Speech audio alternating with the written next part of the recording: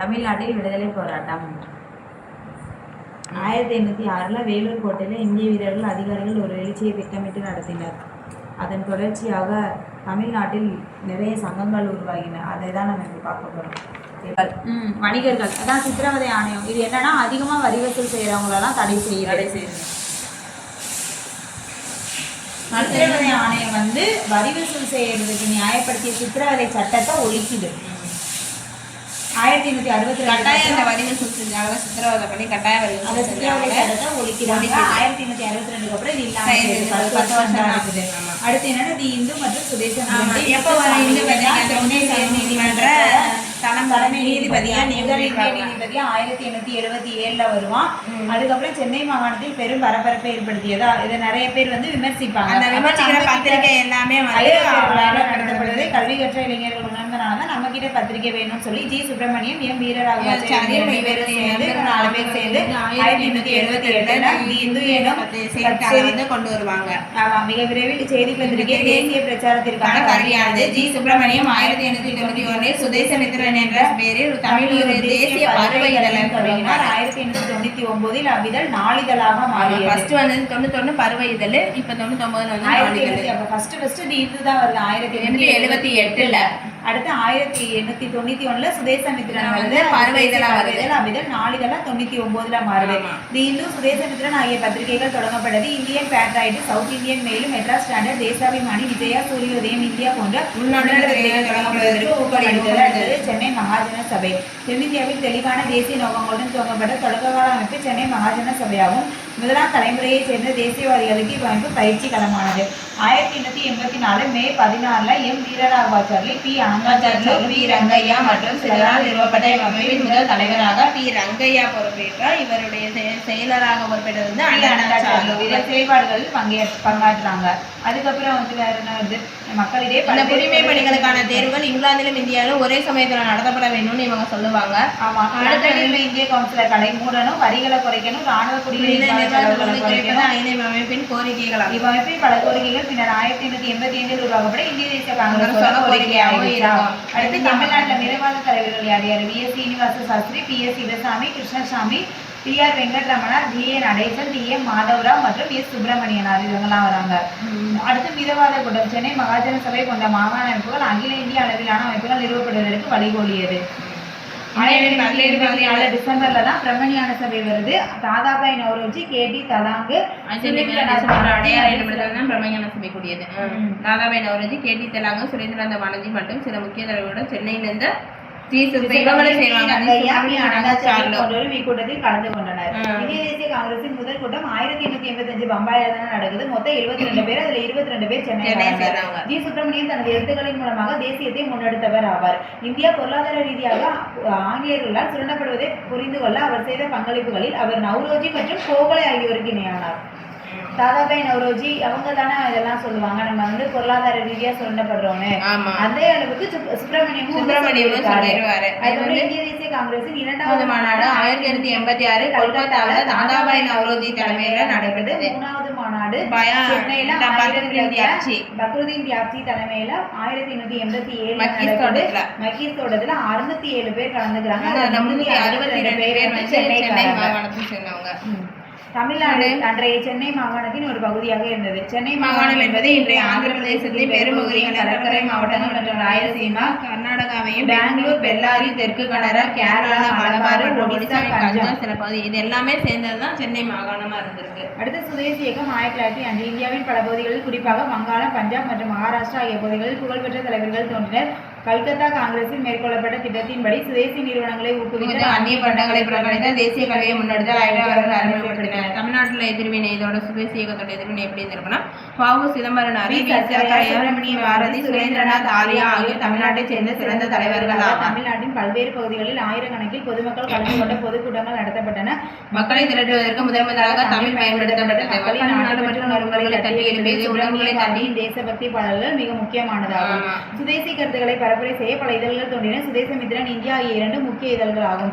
தீவிர தேசியவாத தலைவரான பிபின் சந்திரபால் சென்னையில் சுற்றுப்பயணம் மேற்கொண்ட இளைஞர்களை கவர்ந்தனர். சுதேசி இயக்கத்தில் மாணவர்களும் இளைஞர்களும் பெருமளவில் பங்கேற்றனர்.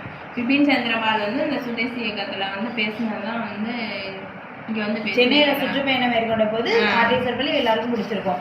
அதுக்கப்புறம் சுதேசி நீராவி கப்பல் நிறுவனம் 1906 அக்டோபர் 16 வஉசி வந்து கொண்டு வருவாரு. அவர் 2 கப்பல் வாங்குவாரு, காளியா லாவோன்னு சொல்லி. தூத்துக்குடிக்கும் 1906 அக்டோபர் 16. தூத்துக்குடிக்கும் கொழும்புக்கு இடையில 2 கப்பலை ஓட்டுவாரு. அடுத்து திருநெல்வேலி தூத்துக்குடியில நூற்பாலை தொழிலாளர்கள் அணி திரட்டுவதில் வஉசி சுப்பிரமணிய சிவாவோட தோளோடு தோள் நின்றாரு. இவர் 1908 ஐரோப்பியருக்கு சொந்தமான கோரனூர் பாதையில் நடைபெற்ற வேலை நிறுத்தத்திற்கு தலைமையேற்றார். மேலும் நடைபெற்ற அதே சமயத்துல பிபின் சந்திரபால் விடுதலை செய்யப்படாம கொண்டாடுவாங்க இவங்க. அதனால இவங்க 2 பேரையும் ஜெயில போடுவாங்க. அப்பதான் வஉசிக்கு வந்து கொடுமையான வகையில் 2 ஆயுள் தண்டனை விதிக்கப்பட்டது. 40 வருஷம் ஜெயில இருப்பான். மக்கள் செல்வாக்கு பெற்ற இவ்விரு தலைவரும் கைசப்பட செய்தி பரவியது. திருநெல்வேலியில வந்து கலகம் வெடிக்குமா அப்ப நீதிமன்ற நகராட்சி காவலர்கள் நடத்திய துப்பாக்கி சூட்டில் 4 நபர்கள் கொல்லப்பட்டனர். சிறையில் வஉசி கடுமையாக நடத்தப்பட்டதோடு செக்கிலுக்கு வைக்கப்பட்டார். சிறை தண்டனையை தவிர்ப்பதற்காக சுப்பிரமணிய பாரதி பிரெஞ்சுக்காரர்களை ஆதிக்கத்திலிருந்து பாண்டிச்சேரிக்கு தப்பிச்சு இதே மாதிரி எல்லாரும் ஓடுவாங்க பாண்டிச்சேரிக்கு. அப்புறம் பாண்டிச்சேரி தான் அவங்களோட புரட்சிகர தேசியவாதிகளுக்கு. தமிழ்நாட்டை சேர்ந்த புரட்சிகர தேசியவாதிகள் பலருக்கு புரட்சிகர நடவடிக்கைகள் குறித்த அறிமுகம் பயிற்சியும் வந்து எங்க கொடுத்திருக்காங்க, லண்டன்ல இருந்து இந்தியா கவுன்சில் பாரிஸ்லயும் தான் கொடுத்திருக்காங்க. அதுக்கப்புறம் வந்துட்டு எம்பிடி ஆச்சாரியா, வி சுப்பிரமணியனார் மற்றும் டிஎஸ்எஸ் ராஜன் ஆகியோர் அவர்கள் புரட்சிகர நூல்களை பாண்டிச்சேரியின் வழியாக சென்னையில் விநியோகம் செய்தனர். புரட்சிவாத செய்தித்தாள்களான இந்தியா, விஜயா, சூரியோதயம் ஆகியன பாண்டிச்சேரியிலிருந்து வெளிவந்தன.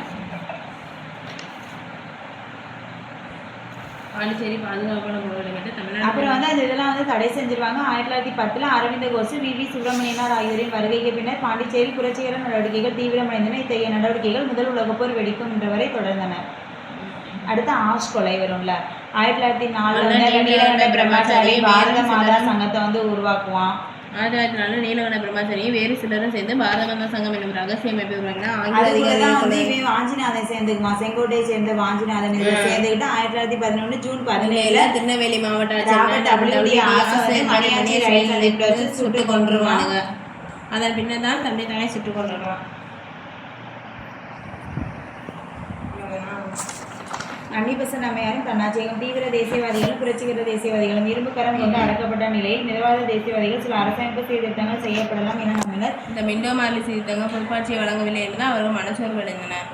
அதான் இப்போ வந்து இவ்வாறு தேசிய இயக்கம் தலைவற்றி இருந்த நிலையில் பிரம்மஞான சபையின் தலைவரும் அயர்லாந்து பெண்மொழிவன் அன்னிபெசன்ட் அயர்லாந்திய தன்னாட்சி அமைப்பில் அடியுற்றி தன்னாட்சி இயக்கத்தை முன்மொழிந்தார். 1914 தன்னாட்சி இயக்கத்தை இந்திய அளவில் தன்னாட்சி வழங்கப்பட வேண்டும் எனும் கோரிக்கையை முன்னெடுத்து சென்றார். இச்செயல்திட்டத்தில் ஜிஎஸ் அருண்டேலு வாடியா மற்றும் பி.சி.பி. ராமசாமிக்கு துணை நின்றனர். யாருக்கு? அன்னிபெசன்ட்டுக்கு.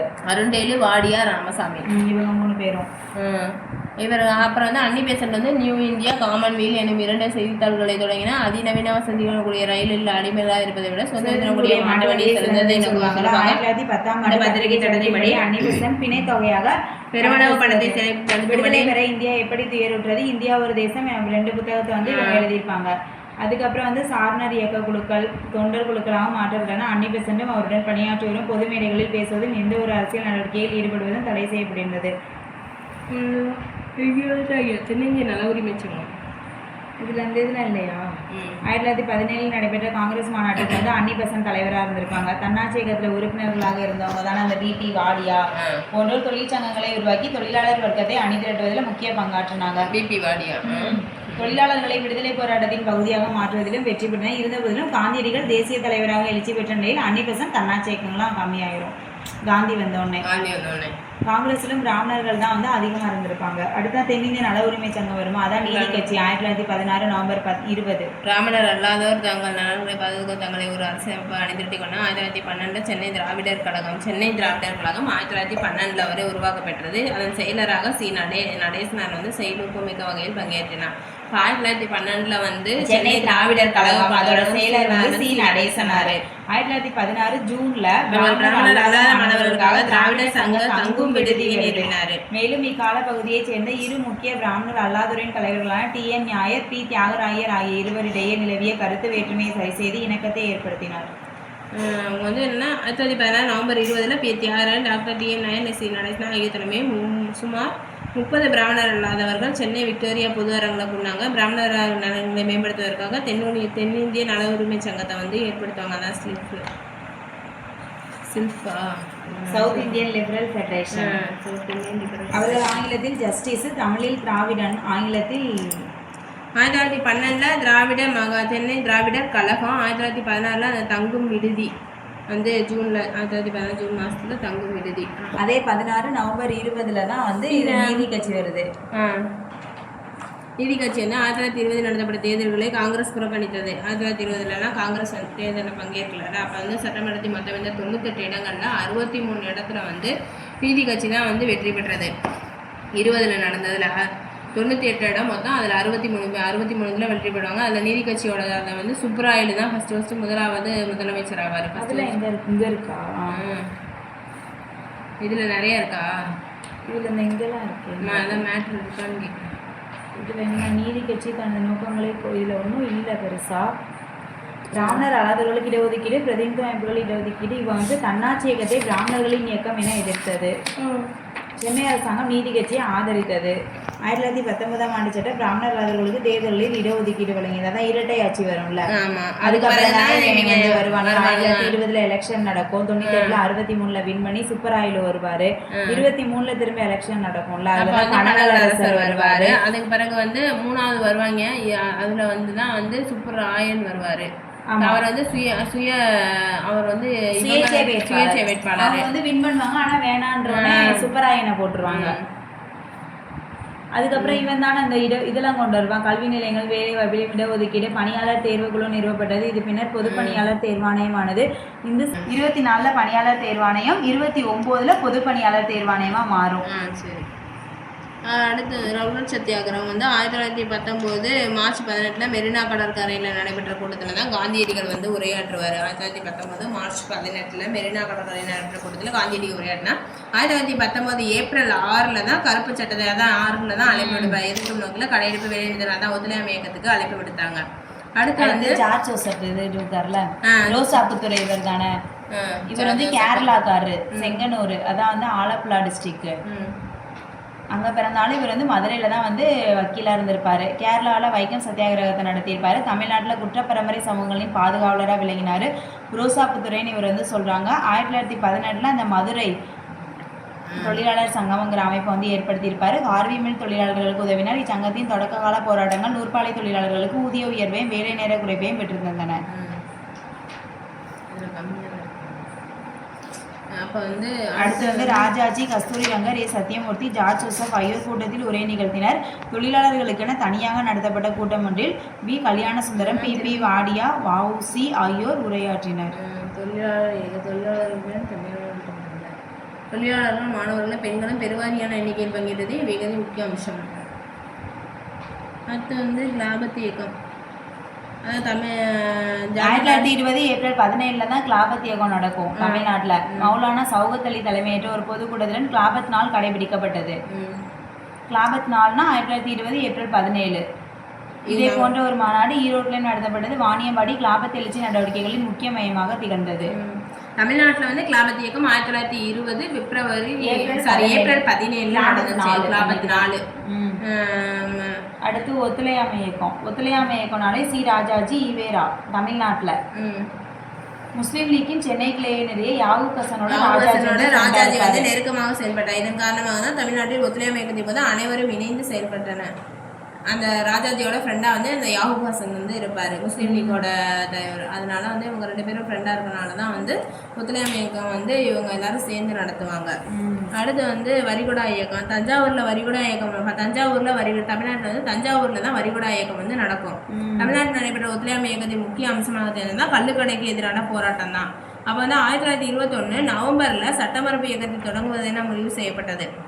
1921 வந்து நவம்பர்ல வந்து சட்டமன்ற 22 ஜனவரி 13 வேல் சிலவரசரோட வருகை புறக்கணிக்கப்பட்டது. ஆமா, அப்போ தொடர்ந்து முடிச்சிருந்தா ராஜாஜி, சுப்பிரமணிய சாஸ்திரி, ஈவேரா ஆகியோர் கைது செய்யப்பட்டனர். அந்த இதனால இவங்க எல்லாத்தையும் கைது பண்ணிடுவாங்க. 1922 ஜனவரி 13 வேல் சிலவரசரோட வருகை வந்து புறக்கணிக்கப்பட்டிருக்கும் இந்த டைம்ல. அதுக்கு பிறகு தான் 1922 பிப்ரவரி 5 சௌரி சௌரா வந்துடும். 22 காவலர்களை வந்து கொல்லப்பட்டு தீக்கிரை ஆகிடுவாங்க. அதுலேருந்து ஒத்துழையாமை இயக்கத்தை வந்து காந்தி வந்து திரும்ப பெற்றுவார். அடுத்து வந்து சுயராஜ் இயக்கத்தின் நீதிகள் இடையான போட்டி. அப்போ ஒத்துழையாமை இயக்கம் விலக்கிக் கொள்ளப்பட்டதை இருந்தால் காங்கிரஸ் மாற்றத்தை விரும்புவோர் என பிரிந்து மாற்றத்தை விரும்பாதோர் வந்து சட்டமன்ற புறக்கணிப்பை தொடர்பின அடுத்து வந்து என்ன பெரியதுன்னா போட்டியிட்டு சட்டத்தின் ராஜாஜியும் காந்தியை தீவிரமாக பின்பற்ற வேறு சிலர் இணைந்து சட்டமன்றத்தில் செல்வதை வந்து எதிர்த்திருக்காங்க. கஸ்தூரி ரங்க எம்ஏ அன்சாரி ஆகியோருடன் சேர்ந்து கொண்ட ராஜாஜி சட்டமன்றத்தை புறக்கணிப்பது எனும் கருத்தை முன்வைத்தார். இக்கருத்து ஏற்பட்ட எதிர்ப்பு காங்கிரஸ்குள்ளேயே சித்தரஞ்சன் தாசும் மோதிலால் நேருவும் பிரிஞ்சு அவங்க சுயராஜ்ய கட்சி உருவாக்கப்படுவதற்கு இட்டு சென்றது. தமிழ்நாட்டில் வந்து சீனிவாசனா சத்தியமூர்த்தி ஆகியோரும் சுயராஜ்ய கட்சியினருக்கு தலைமையேற்றனர். 1930 நடைபெற்ற தேர்தலில் வந்து சுயராஜ்ய கட்சியினர் போட்டியிடாத நீதி கட்சி எளிதாக வெற்றி பெற்றது. அக்கட்சி தொடர்ந்து 1937 வரைக்கும் வந்து காங்கிரஸ் வர வரைக்குமே வந்து இருந்திருக்கும். அது வரைக்குமே நீதி கட்சி தான் வந்திருப்பாங்க. அடுத்து வந்து சைமன் குழுவை புறக்கணித்தார். 1919ஆம் ஆண்டு வந்து சட்டத்தின் செயல்பாடுகளை பரிசீலனை செய்து சீர்திருத்தங்களை பரிந்துரை செய்ய 1927 இந்திய சட்டப்பூர்வ ஆணையம் ஒன்று சர்ஜான் சைமன் தலைமையில் அதான் சைமன் குழு வருவாங்கல்ல, நவம்பர் 8 பிப்ரவரி 18 சென்னைக்கு வருவாங்க. 1927 நவம்பர் 8 தான் வருவாங்க. 1929 பிப்ரவரி 18 சென்னைக்கு வருவாங்க. அப்பதான் சென்னையில வந்து சத்தியமூர்த்தி தலைமையில தான் சைமன் குழு எதிர்ப்பு வந்து நடக்கும். இங்க எப்ப வருவாங்க? 1927 நவம்பர் 8 வருவாங்க. ஃபர்ஸ்ட் சென்னைக்கு வர்றதுதான் 1929 பிப்ரவரி 18 நவம்பர் 8 வருவாங்க. இங்க சென்னைக்கு வர்றது 1929 பிப்ரவரி 18 தான் வருவானுங்க.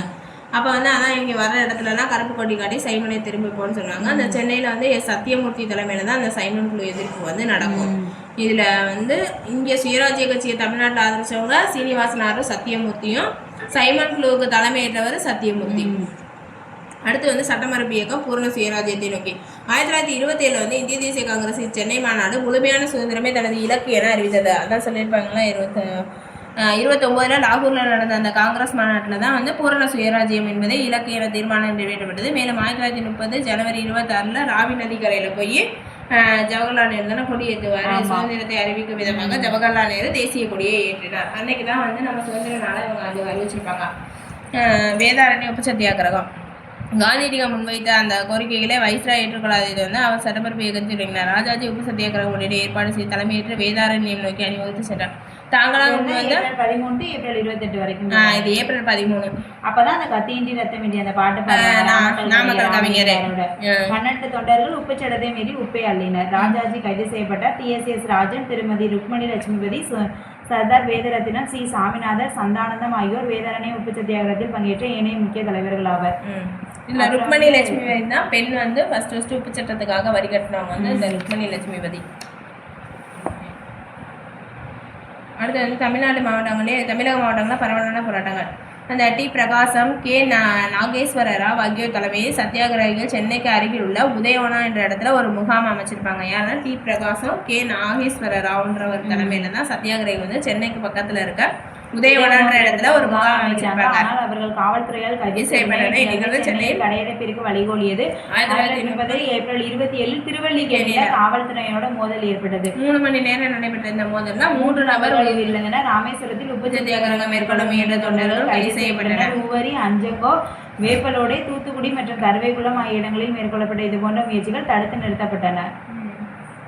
மாகாணம் முழுவதிலும் நூற்பாலை தொழிலாளர்கள் வேலைநிறுத்தம் செய்தனர். பெண்கள் மிகுந்த ஆர்வத்துடன் பங்கேற்றனர். உப்பு சட்டங்களை மீறியதற்காக அபராதம் கட்டிய முதல் பெண்மணி ருக்மணி லட்சுமிபதி ஆவார். இயக்கத்தை நசுக்க காவல்துறை கொடுமையான படை பயன்படுத்தியது.